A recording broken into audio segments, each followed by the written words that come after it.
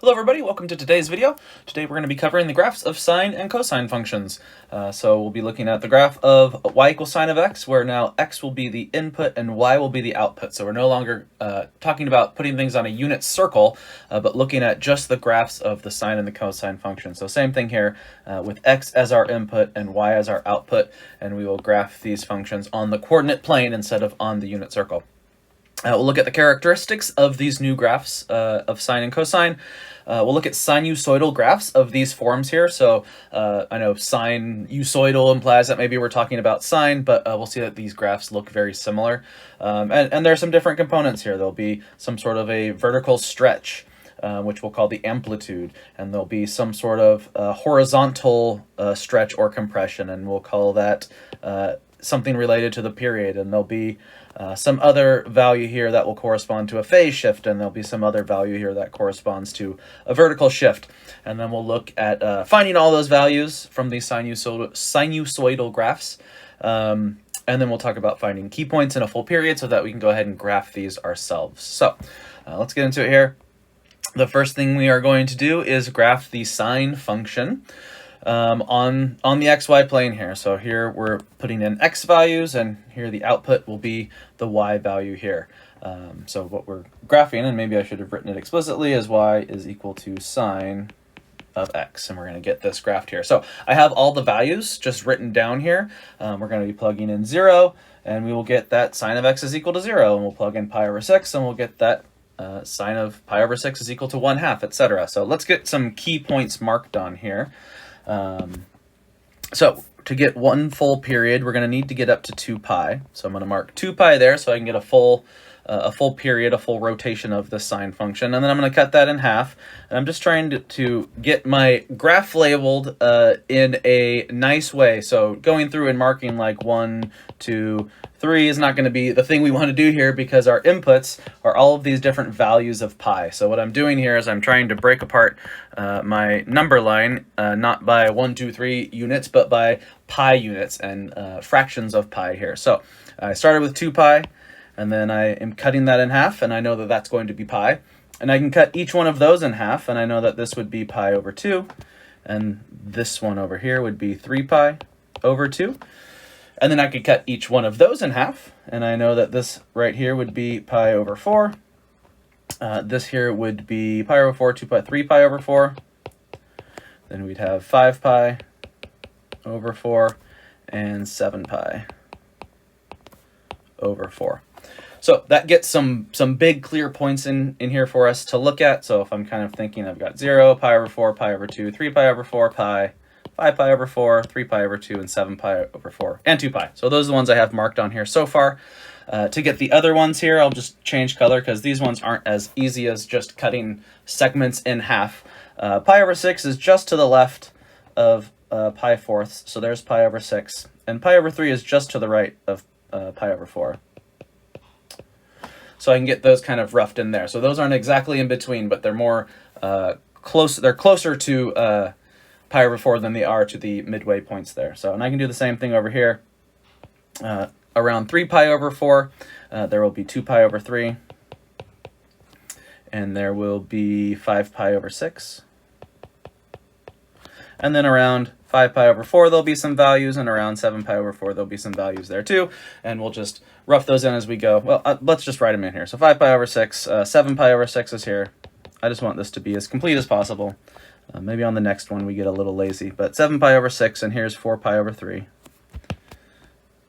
4 pi over 3, and then around 7 pi over 4, we've got 5 pi over 3, and we've got 11 pi over 6. All right, so there we go. I've got all of the important points marked in here. If I wanted to cross them off, then those are the green ones there. I'm going to erase everything that I just marked off. I was just trying to kind of keep track and make sure I got everything listed out here. So now we're going to plot all of the y values. So I've got all of our important x values here. So let me mark. I know that the highest point on here should be 1, and the lowest point on here should be -1. And now let me mark some in-between points here as well. I know if I cut that in half, this will be 1/2. Down here we will have -1/2. And then I'm also going to need values of 2 pi over, square root of 2 over 2 and square root of 3 over 2. No pi's in those ones. And square root of 2 over 2 is a little bit less than halfway from half to 1. So we'll mark in square root of 2 over 2 there, and then same thing on the negative side. There's the negative square root of 2 over 2. And then square root of 3 over 2 is a little less than halfway from where we are right now to 1. So here is the square root of 3 over 2, and here is the negative square root of 3 over 2. So we've got all of our important points marked here on our axes, and now we can just start filling things in. So let me grab a different color here. Let's go with maybe pink to put in our points. We know that at 0, the sine of x is equal to 0. So that corresponds to this point 0, 0 here. We know at pi over 6 that the sine of pi over 6 is at 1/2. So at pi over 6, we will put a value of 1/2. At pi over 4, we know that value should be positive square root of 2 over 2. So at pi over 4, I will mark positive square root of 2 over 2. At pi over 3, we've got the square root of 3 over 2. So at pi over 3, I will mark the square root of 3 over 2. And then at pi over 2, we're all the way up at 1. So now we're all the way up at 1. So there are the first values here, and now you'll notice that it'll start coming back down on the other side. So we were just going up from 1/2 square root of 2 over 2, square root of 3 over 2 to 1, and then I'll start coming back down on the other side. So at 2 pi over 3, we're back down to square root of 3 over 2. At 3 pi over 4, we are at square root of 2 over 2, and at 5 pi over 6, we're down at 1/2 again. And then at pi, we're all the way back down to 0. And now we continue that same pattern in the negative direction. So at 7 pi over 6, we're going to be down at negative 1/2, which is around there. At 5 pi over 4, we are at negative square root of 2 over 2, which is around there. At 4 pi over 3, we're at negative square root of 3 over 2. Let me scoot that over a little bit. That's closer to there. And then at 3 pi over 2, we're down at negative 1. And then we come back around the other way. So at 5 pi over 3, we're at negative square root of 3 over 2. At 7 pi over 4, we are at negative square root of 2 over 2. At 11 pi over 6, we're at negative 1/2, and then we are back to 0 at 2 pi. So if I want to connect all my dots here, maybe I'll connect them in blue. We can see that it comes up, it hits 1, and then it turns around, and it comes back, and it hits 0, and then it passes down into the negative and creates a similar shape coming up. Kind of missed a little bit there. Coming up in that direction. And this keeps going. So we can say it's going to keep going back in that direction, and it'll keep going in that direction as well. But here we've got one full period of the sine function. So you can see it has this kind of wave motion to it.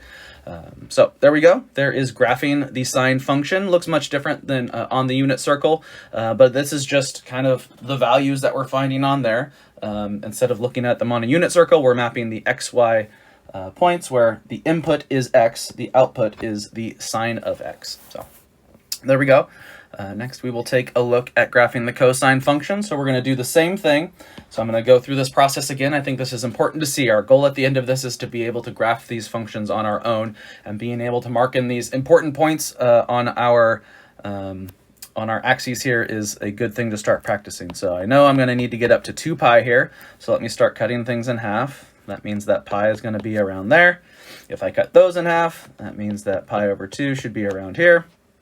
And if I cut this other segment in half, 3 pi over 2 should be around there. If I cut each of these segments in half, so we'll get all the fourths. So here is pi over 4. Here is 3 pi over 4. Here is 5 pi over 4. And here is 7 pi over 4. And then we've got all of the pi over 6s and pi over 3s. So here's pi over 6. Here's pi over 3, and we'll just get these other ones kind of roughed in. We'll be a little lazier on this one, but those are where these other values are going to go here. So let me get the y-axis going here. This is my x-axis. This is my y-axis. We are graphing y equals cosine of x. So we know we should reach a maximum value of 1. We should get down to a minimum value of negative 1. Here is positive 1/2. Here is negative 1/2. And then a little less than halfway between 1/2 and 1 will be the square root of 2 over 2. And a little less than halfway between the square root of 2 over 2 and 1 will be the square root of 3 over 2. And you could verify what I'm saying using decimal approximations, but I think this is just kind of a nice little visual way to get things approximated in. A little less than halfway between negative 1/2 and 1 will be negative square root of 2 over 2. And a little less than halfway between negative square root of 2 over 2 and negative 1 is the negative square root of 3 over 2. So there we've got things roughed in. Now we will go just start plotting our points like we did last time. When x is equal to 0, cosine should be 1. So we are starting up here. Remember that sine started down here at 0, but these are going to be kind of opposites of each other here, as we will see. Going forward, there's some connections. At pi over 6, we are going to be coming down to square root of 3 over 2. At pi over 4, we'll be down to the square root of 2 over 2. At pi over 3, we'll be down to 1/2. And by the time we hit pi over 2, we will be down to 0. And then we continue this same pattern, but now going in the negative direction. So at 2 pi over 3, we're going to be down at negative 1/2. At 3 pi over 4, negative square root of 2 over 2. At 5 pi over 6, negative square root of 3 over 2. And then at pi, we'll be down at negative 1. So somewhere around there. And then it turns around and it starts coming back up the other direction. So 7 pi over 6 will be at negative square root of 3 over 2, around there. 5 pi over 4 will be negative square root of 2 over 2, negative 1/2, and then we'll be back at 0 again. And then coming back up the other direction, we'll get something looking a little bit like this. So now if we go through and connect all of these dots, we will get, I missed that one a little bit. Let's try that one more time. Didn't hit those exactly, but that's okay. We're just trying to get a general shape here. And we should have something that looks a bit like that. So there are some connections here, even though that doesn't look exactly the same. If we keep going in the other direction, then you might notice we will still get this same kind of wave pattern here. So here we've got one period, one revolution of the cosine function graphed out. So this is an important thing to be able to do, and I think seeing these pictures is a nice thing, and we will be using this going forward for sure. So here are some characteristics of the graphs of sine and cosine. So I've got them mapped here together. Remember that when we saw sine, it started out at 0, and then it started to increase. And when we looked at cosine, it started up at 1, and then it started to decrease. So that is just a good way to remember what these graphs look like in order to start graphing them and recognizing them. So some characteristics here. I always have trouble with that word. The domain is from negative infinity to positive infinity. So if you notice that we're just going out forever in the negative direction, and we're going out forever in the positive direction. These waves just keep going out towards infinity. So the domain is all real numbers. There's no holes in this graph. Everything's nice and smooth. There's some very nice properties about these graphs here. The range, on the other hand, is between negative 1 and 1. So you can see that if I draw this line, not exactly perfect, of y equals negative 1, we never dip below that line. In fact, we just kind of hit that line and bounce back up, hit that line and bounce back up. Not perfectly over there or perfectly over here, but that's the intention. And then same thing up here with this graph of y equals 1. We can see that it never crosses that line. It just bounces and turns back around, bounces and turns back around. Even if my line here isn't perfect, that is the intention. So we are trapped in between negative 1 and 1 for our outputs. The period, so remember that the period is the smallest number where the outputs just start to cycle back around in a very predictable fashion. So the period here for both of these is 2 pi. So if I maybe take a look at the sine function, and the best way to try and find these periods is to just take a look at the peaks, and we can see from peak to peak, this is a distance of 2 pi. And from, we can look at the troughs of cosine from trough to trough. This is also a distance of 2 pi. So the period for both of these functions is 2 pi. By the time they make a full cycle, a full period, and they return to where they started from and hit every value in between. So there's our period of 2 pi. The graph of sine is symmetric with respect to the origin. So let me clear this off, and we can see that we have a point up here, but then we have a point symmetric on the other side with respect to the origin. And if we have a point down over here, we've got a point symmetric with respect to the origin on the other side here. So we have seen before that sine is an odd function. So now that we're looking at our graph, we see that it has this symmetry here. And then similarly with cosine, if I think about this value here as being kind of where we are symmetric with respect to, then I can see that, there's a point over here that is symmetric with a point over here. There's a point down here that's symmetric with a point over here. There's a point right here that's symmetric with a point over here. So we have this y-axis symmetry here, and we know that cosine is an even function, so we are not too surprised to see it has that symmetry. And then the last thing here to notice is that these graphs are exactly the same, just shifted horizontally by pi over 2. So I've kind of got some of those values marked in here, but you can see that if you start with cosine right here up at 1 and you shift it over a value of pi over 2, we can see that this shift is pi over 2. Then you could see that that cosine function would just map right on top of the sine function. And then vice versa here. If we take a look at not the cosine function, but if we take a look at the sine function, if we pick something, I don't know, like here at pi, and then we shifted it back, we could see that then that would map back to pi over 2. So shifting back this distance of pi over 2 for our horizontal shift. So going forward, when we're trying to recognize what function we're looking at here, we sometimes have some choices. Does it look more like a sine function? Does it look more like a cosine function? They're just shifted versions, so you can pick either one, and we'll just make sure that the rest of our values are okay here. So we'll take a look at sinusoidal functions. So now that we know that these two functions are very related, they're just shifted versions of each other and they share all of the same properties. We just call these functions with this general shape sinusoidal functions. So the general form of a sinusoidal function is written here. So we have y is equal to a times the sine of not just x, but of bx minus c plus d. And same thing with the cosine. There's some a value in front, and then a b and a c and a d. These values are things that we are already familiar with. We're just going to change their name a little bit. So before, when we talked about putting a in front of some function that's related to a vertical stretch or compression, here we'll call that the amplitude. How much it is being stretched or compressed by.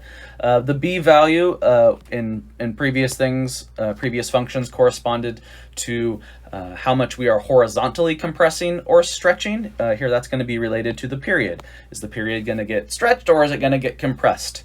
When we looked at things like the c value, that was related to a horizontal shift, and here we call those phase shifts because we've kind of got these phases going through and we're shifting those phases either left or right.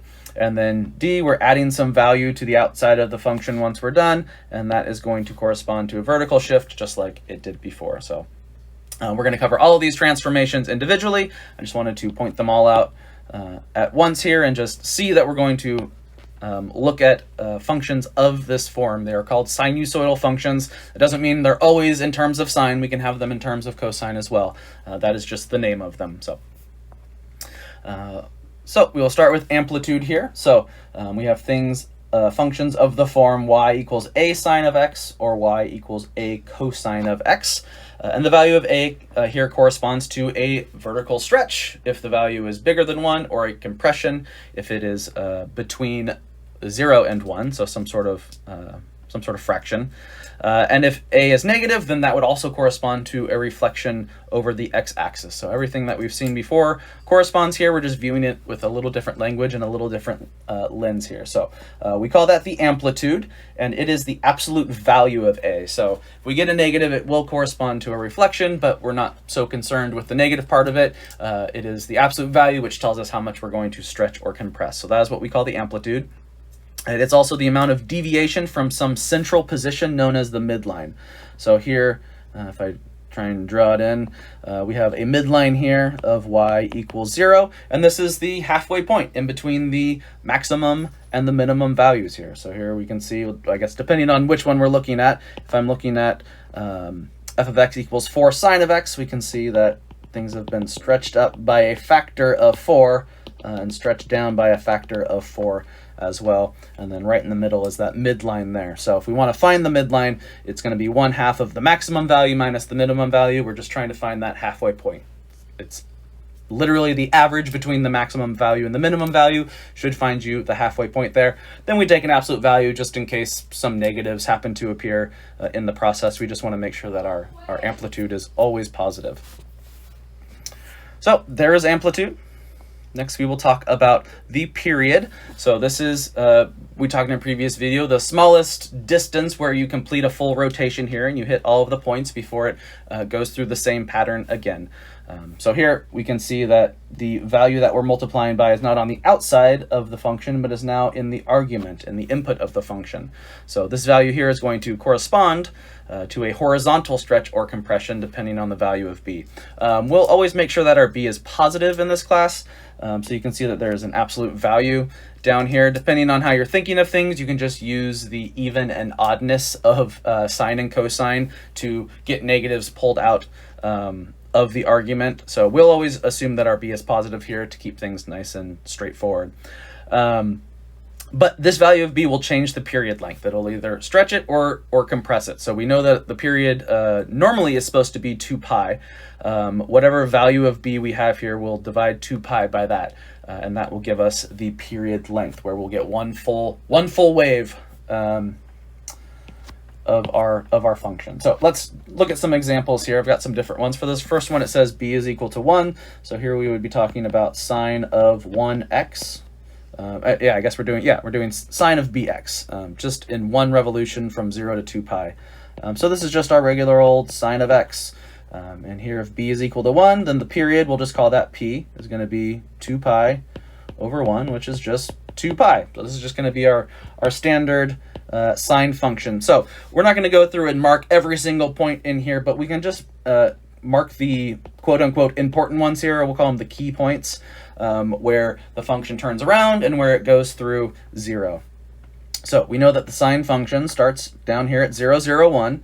It's going to hit a peak of 1 at pi over 2. Then it's going to turn around and it's going to hit 0 again at pi. And then it's going to go down to -1 at 3 pi over 2. And then it will return to 2 pi, return to 0 when it gets to 2 pi. So if I want to get a graph going here, then we'll just connect the dots, and there is one full revolution of the b value being equal 1, which is not corresponding to any stretch or compression. So here we'll take a look at the b value being equal to 2.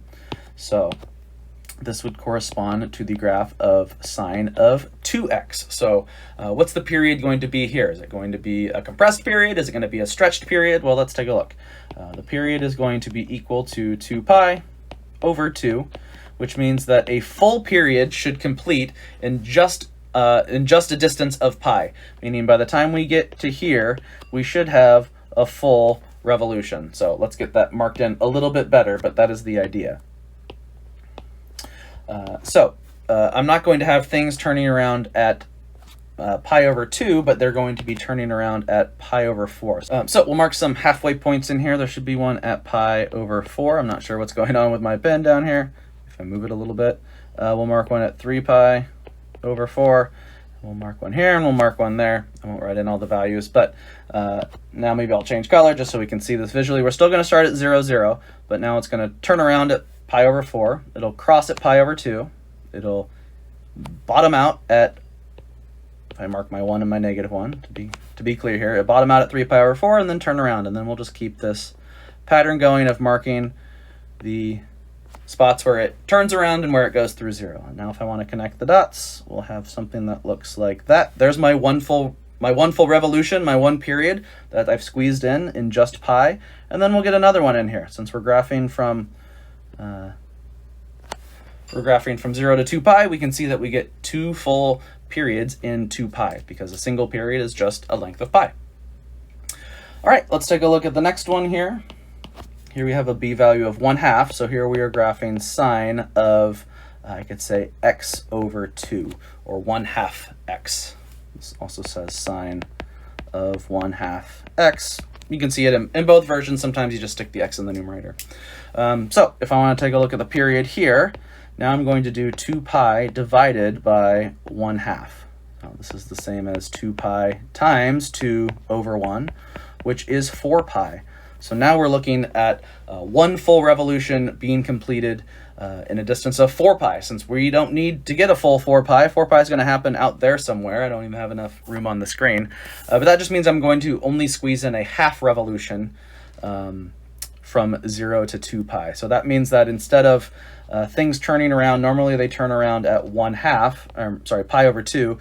Now it'll be stretched out, and it will peak out at pi instead. So if I start at 0, we'll go pi, and then we'll go down to 2 pi. And so if I try to graph this one, it will look something like that. It keeps going, and it will complete a full revolution out at 4 pi, but there we go. We've got what we were asked to graph here, which is just the finding the period and then graphing it on 0 to 2 pi. So we can see that a b value bigger than 1 corresponds to us compressing our period, and a b value less than 1 but bigger than 0, still positive, corresponds to us stretching the period out.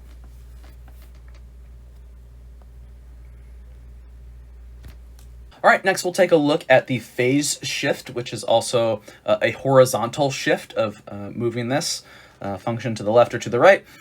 So we've got our kind of general form here. We're ignoring the amplitude for a second, and we're ignoring the vertical shift for a second, but just looking at the argument of bx minus c on these. And you can factor the b to the front, and we can get this other form here. So notice that you could distribute this b back inside, and you would get bx minus bc over b. The b's would cancel, and you would get right back to where you started from. So just to show you there where that's coming from. So this other form is going to be nice because it is the c over b. Whoops, let me get the pen back. It is the c over b value that tells us how far we're going to shift these functions to the left or to the right. So it is the c over b value that gives us the phase shift, or the horizontal shift, of the sinusoidal function. If c is bigger than 0, then the graph shifts to the right, just like we're used to. And if c is less than 0, then the graph shifts to the left, just like we're used to. So kind of the opposite direction in how you might intuitively think it should go. But that corresponds to all of the horizontal shifts we've seen in the past. So let's go ahead and graph some of these different shifted functions here. So we're going to start with just the regular old y equals sine of x, and then we can use that as a reference point. That's our parent graph to try and shift things to the left or to the right. So to get our graph going here, mark in 1 and -1, and then we're going to mark in 0, 0. This is where the sine graph starts, and then it goes up to 1 at pi halves, and then it comes back down to 0 at pi, and then down at -1 at 3 pi halves, and then returns to 2 pi, or returns to 0 at 2 pi, and then back up to 1, and then back down. And then same thing on the other side, just getting in all of these points, and then we can connect the dots here. Go down there. That. Trying to do it as clean as possible on the iPad here.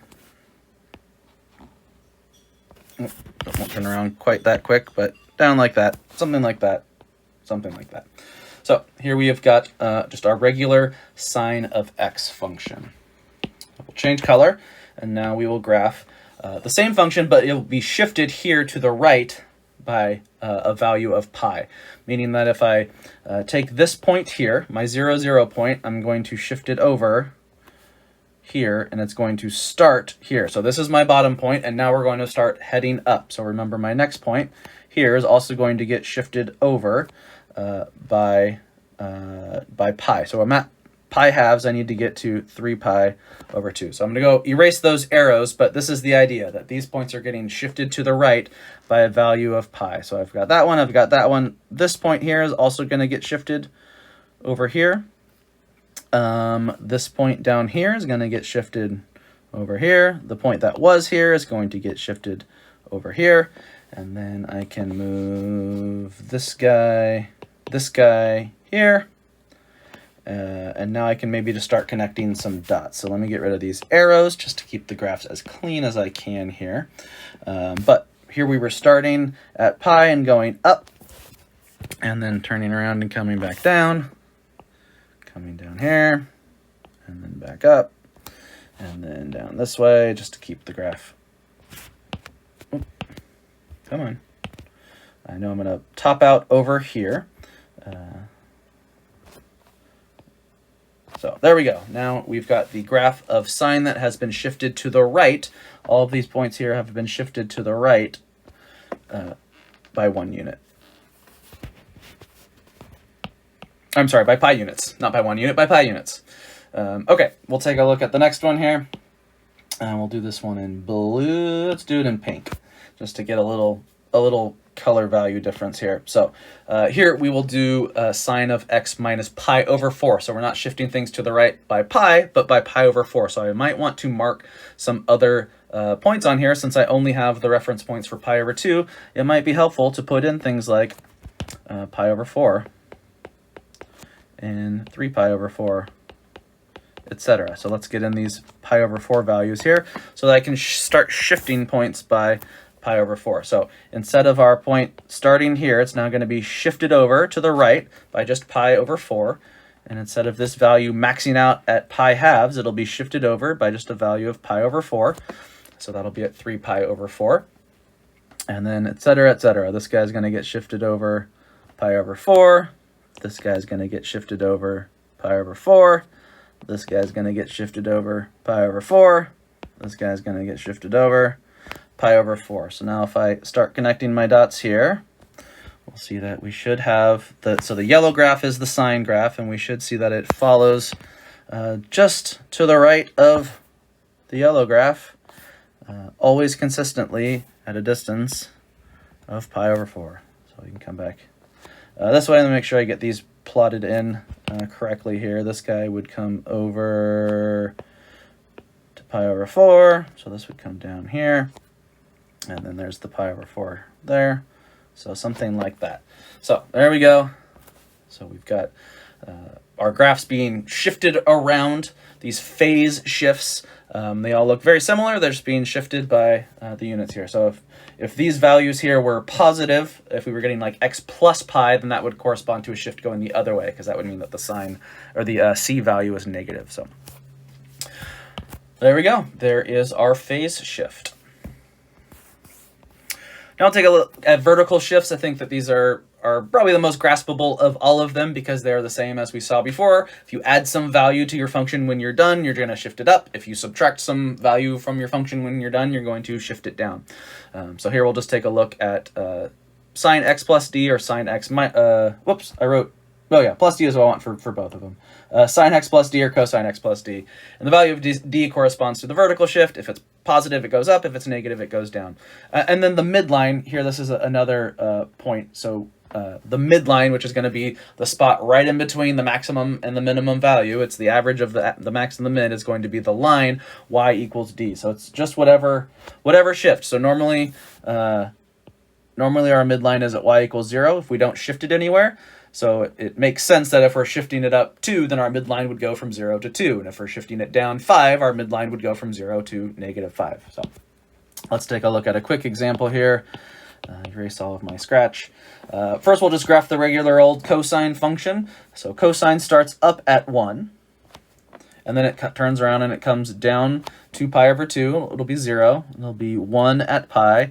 And then we can get the rest of things in here by just using the same pattern. So let me connect my dots here. We'll get our cosine function roughed in. That wasn't totally great. Come on.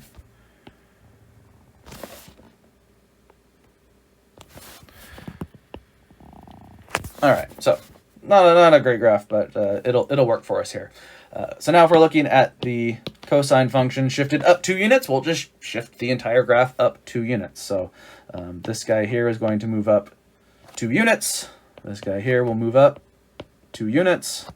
This guy here will move up 2 units. And we can go through and we can just kind of plot the important points, but sometimes it helps to just plot in our midline. So our new midline is going to be right here. It is the line y, let me write it on the other side maybe, y equals 2, because we are shifting this up 2 units. So the midline is just the d value there.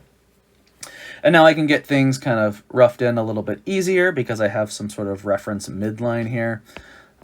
So my function should look something very similar to the one right below it. That wasn't a great attempt at that, but it should look very similar to the one below it, just everything shifted up by 2 units.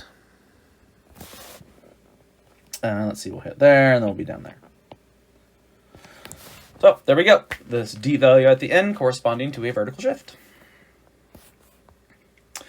All right, now we are going to start putting everything together to be able to either be given a graph and figure out its function, its sinusoidal function, or be given a sinusoidal function and be able to graph it. So here we're going to kind of ease into it, and I've started including the definitions down here so that we have kind of a spot that has a summary of the things that we're expected to find so that we can easily remember all the different parts here. We're asked to find the midline, the amplitude, the period, and the phase shift. So if we go one at a time here, we'll start with the midline. So the definitions aren't in order here, but the midline is the value y equals d. So the d value here is positive 1, so this tells me that the midline is the line y equals 1. This corresponds to a shift up of 1 unit. Next, we'll find the amplitude. So we'll just write amp for short there. And the amplitude is the value in front, and we're going to take the absolute value of it. So we're going to look at the absolute value of A, which is the absolute value of -3, which is 3. So there we go. There is our amplitude, a value of 3. Next, we're asked to find the period. So the period we often just express as p, and p is equal to 2 pi over the b value. And here the b value is 2. So we're looking at 2 pi over 2, which is just pi. So we know that a single period will be completed in just a distance of pi. Next, we're asked to find the phase shift. So the phase shift, we usually just abbreviate as PS for phase shift. It is the value, C over B. And here, the C value, there is none, right? We could maybe write that as +0, but the C value is 0, the B value is 2, 0 over 2 is just 0, so there is no phase shift here. There is none. And there we go. We've got everything that we were asked to find here. We've got the midline, we've got the amplitude, we've got the period, and we know that there is no phase shift. All right, let's take a look at this other example here. Kind of similar but different. Some of the things that weren't in the previous one are in this one, and vice versa. So we want to take a look for the midline. So this corresponds to the d value, and there is no d value at the end. I could write maybe +0 or something if I really wanted to force it in there. But my midline is just going to be y equals 0. So there is no vertical shift here. So there's my midline. If I want to find the amplitude now, so we'll write amp for short. This is going to be corresponding to this 1/2 in front. So absolute value of A is equal to the absolute value of 1/2, which is just 1/2. So our amplitude is 1/2. I can put some boxes around stuff. Next, we're looking for the period. The period will abbreviate with P, and this is 2 pi over B. So the B value here, maybe not entirely clear the way that it's written. So let me move this down a little bit, and I'm going to rewrite our function here, and this can be helpful, and we saw this when we talked about period before, that it might be helpful to rewrite this as 1/2 cosine, and we'll factor out, I'll use these square brackets to make things visually a little nicer, we'll factor out a 1/3, and then what will be left behind is x minus pi, and this can make things a little bit nicer to see here. So we can see that our b value is going to be 1/3. So I can write 2 pi over 1/3, which is 6 pi. So we've got our period now that this is going to be stretched out quite a bit so that it takes 6 pi in order to complete one full revolution here. All right, and the last thing we need to do here is find our phase shift. So we'll write PS in here. And here we can find it. It is just going to be this value right here. This is the value of the C divided by B because we have factored it out. So we know that our phase shift here is just going to be pi units to the right.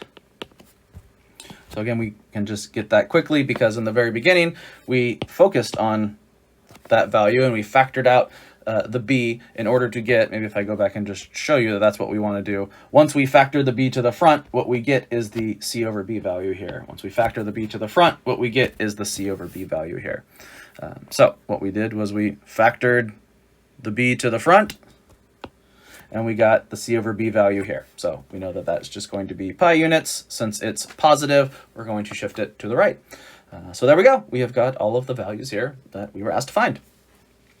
But of course, we are being asked to find these values so that we can actually either determine the function or be able to graph it ourselves. So first we will try to determine the function. So here we are given the graph of something, and we want to figure out how we can express it. So we have options. We know that this will either look like y equals a sine of bx minus c plus d, or this looks like y equals a cosine of bx minus c plus d. And we just need to do some work and figure out which version will work better for us and what all of these values a, b, c, and d should be. So that is our goal here. We will start by seeing if we can't figure out the amplitude. So I've written down an extra bit of information that we looked at when we saw the amplitude. It is just going to be the average of the maximum value and the minimum value. So let's get that first here. If I'm looking at our graph, I can see a maximum value up here at 1, and I see a minimum value down here at -5. So my amplitude is going to be 1/2 the absolute value of my maximum, which is 1, minus my minimum, which is -5. And this should give me an amplitude of 1/2 times the absolute value of 6, which means that our amplitude is 3. So we might make that -3 once we plug things back in, depending if we want to make a reflection across the x-axis or not, but at least I know now that the amplitude is going to be 3. I can also use this information to figure out where my midline is. So if I know my amplitude is 3, and if I'm starting here, then well, let me do it on the axis. If I'm starting up here as my maximum, then I can come down 1, 2, 3, and then there's my midline. So I know my midline, and we can visually see that this is cutting the maximum and the minimum value in half here, but this is the line y equals -2. So now I know that my d value is going to be -2. So let's put some clouds around things. These aren't the answer, but these will be things that we can help to put our answer together. So I've got our a value, we've got our d value. Now we need to figure out the b value and the c value. So let's work on b. That's corresponding to the period. So we know that the period is equal to 2 pi over b, or the absolute value of b is how it's defined here, but we'll always assume that b is positive. We can do a little bit of algebra here, and we could show that this is the same. Maybe I'll write it over here. This is the same. We'll write it below. This is the same as b equals 2 pi over the period. So multiply both sides by b, multiply both sides by b, divide by p, and you will get to where I am here. But now we can use this to see if we can't solve for b. So we're still going to have 2 pi here, and let's see if we can go figure out the period of this function. So here our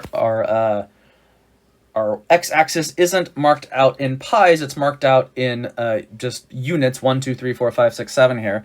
So let's just look at peaks. So if you're wanting to find the period length, you can either look at the peaks or you can look at the troughs in order to get the best approximation here to see what the period length is. So where we max out again is over here at 7, or we max out again to the left is over here at -5. So if I'm just counting here, this distance is a distance, 7 minus 1 of 6. this distance here, the bigger minus the smaller, 1 minus -5 is 6. So yeah, the period here, just verifying in two different spots, the period here must be 6. So we will divide by 6 down here, now that we have this kind of rearranged formula. And we can solve, and we get that our b value is going to be pi over 3. So this is equal to b. So we'll put a little cloud around that guy.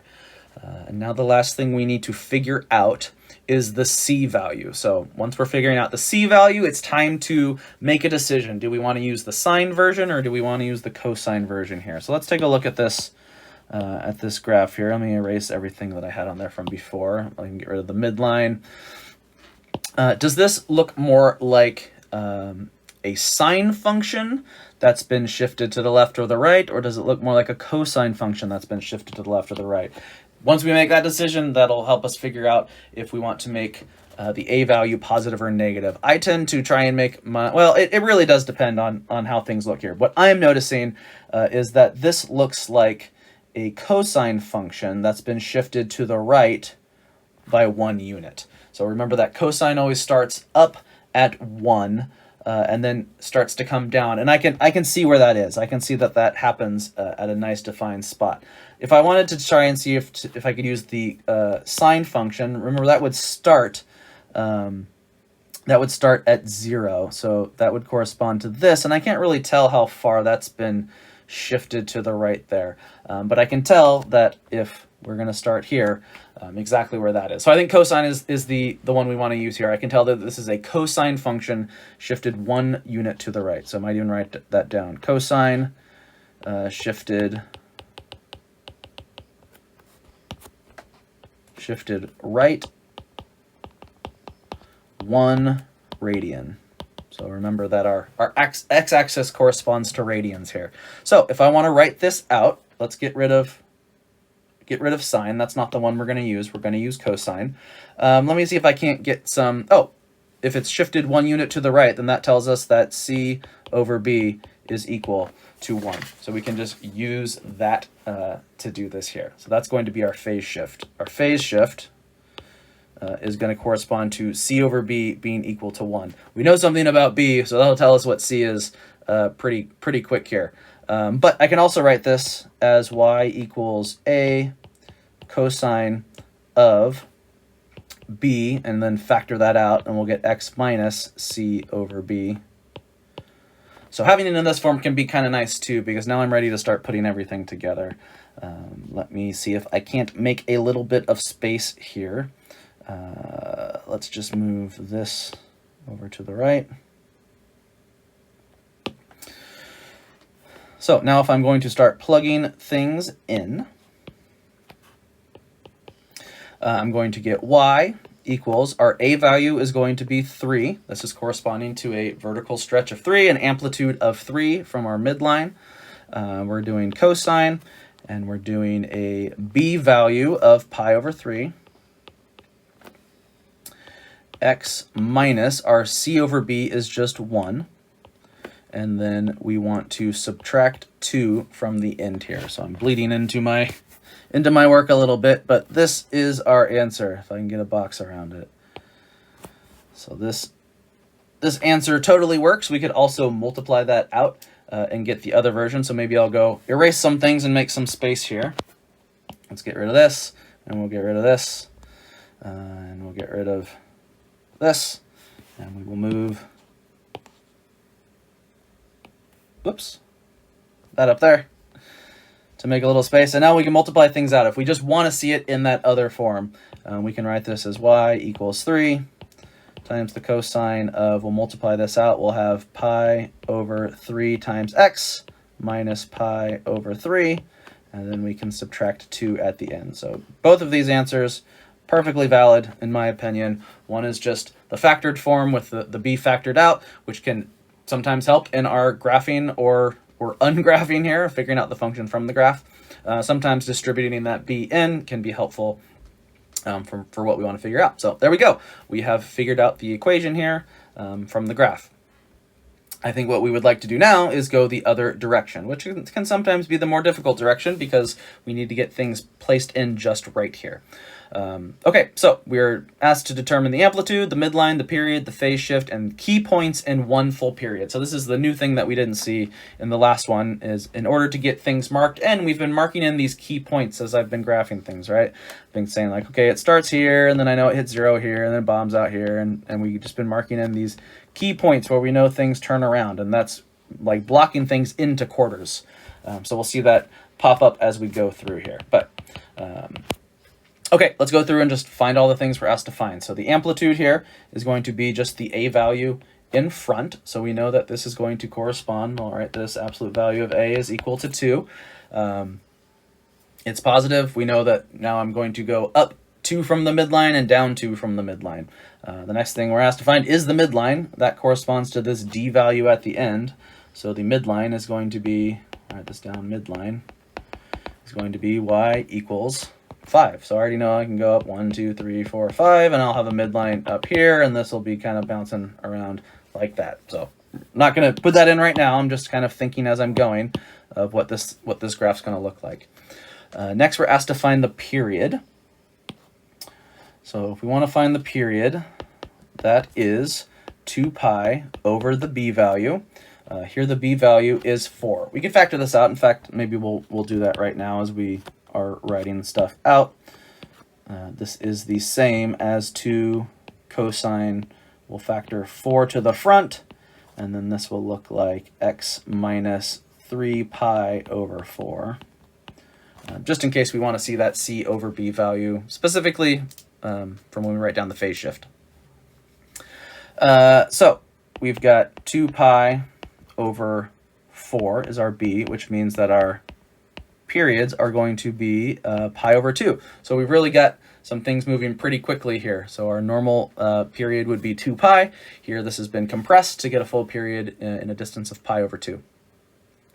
So there's our period. Next we need to find the phase shift. So the phase shift is the C over B, and we already found that here. That's going to be 3 pi over 4.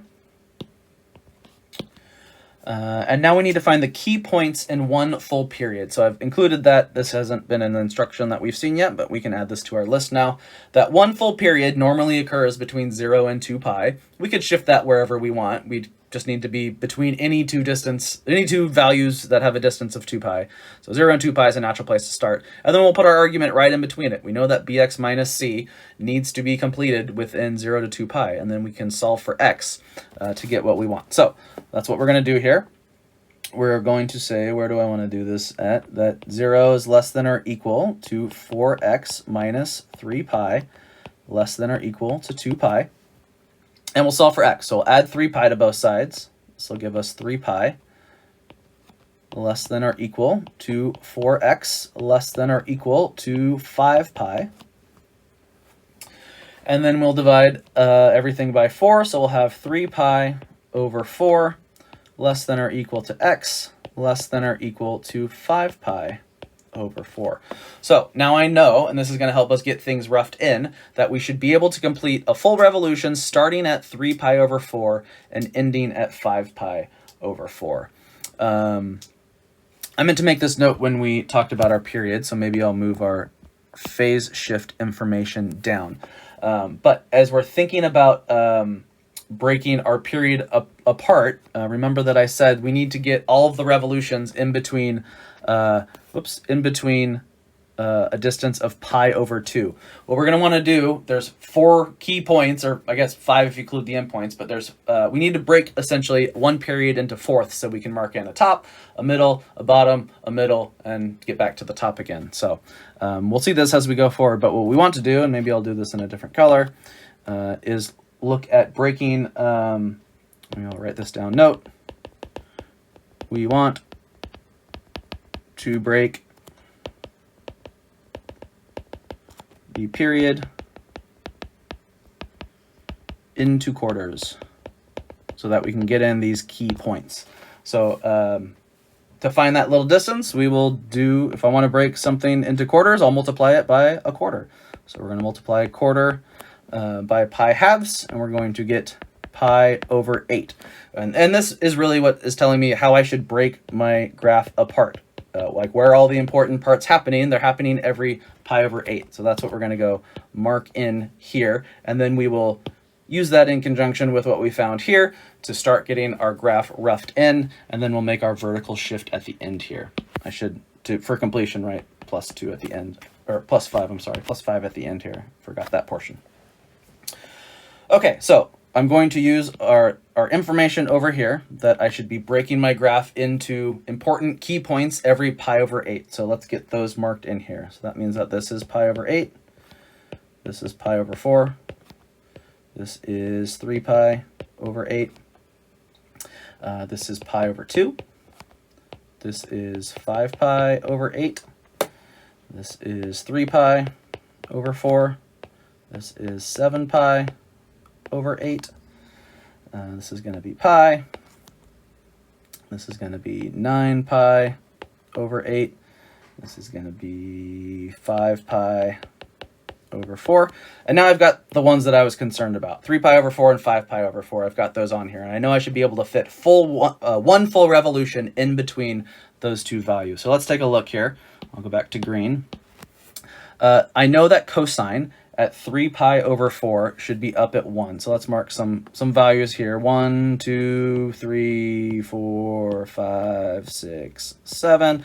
I'm just thinking ahead of, I'm going to have to shift everything up some here. So for right now, I'm just going to mark things down on the x-axis. We'll do the shift at the end, the vertical shift at the end. But I know that at 3 pi over 4, I know that cosine starts up at 1, and then it's going to come down, and then it's going to bottom out here, and then it's going to turn back around and come back up here. So here is one full revolution of my cosine function. I haven't done anything in terms of stretching, but this is my compression and my shift. So we will go and determine the amplitude and the vertical shift at the end here. I'm just kind of getting things roughed in a little bit. And then I could continue with this pattern of putting points here, here, here, here, here, and here, and I can kind of get in a rough shape of what this should look like. And now we will finish and get the final result. So let me clear a little space here. I'll move my work up here for my key points. Maybe I'll write that down. Getting key points in full period.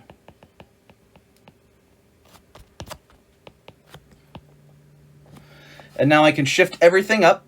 Oh, let me get my midline in here. My midline is y equals 5. So 1, 2, 3, 4, there's 5.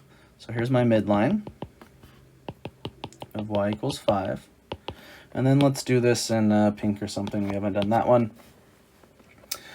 So cosine starts up, and here it's going to start up at 7. Since it's being stretched, it's got an amplitude of 2.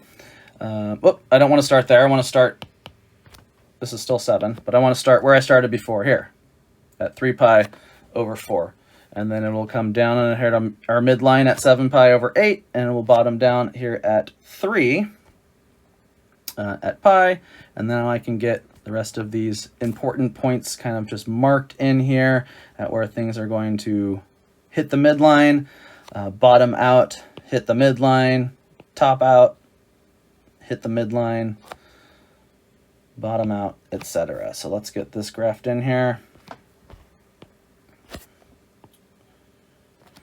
Here is our sinusoidal function of the form 2 cosine of 4x minus 3 pi plus 5. So we've got things at an amplitude of 2. We've got our midline shifted up 5 units.